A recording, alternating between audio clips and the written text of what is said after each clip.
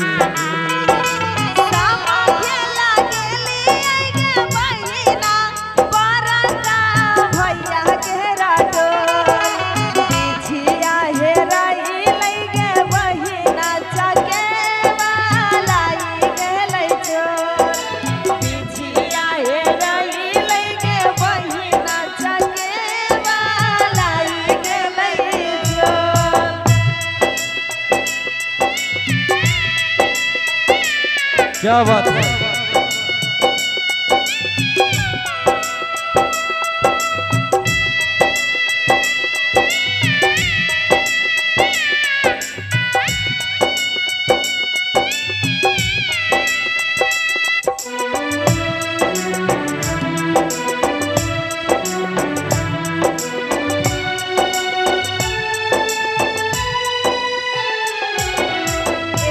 मुट्ठी खारा गे बहिना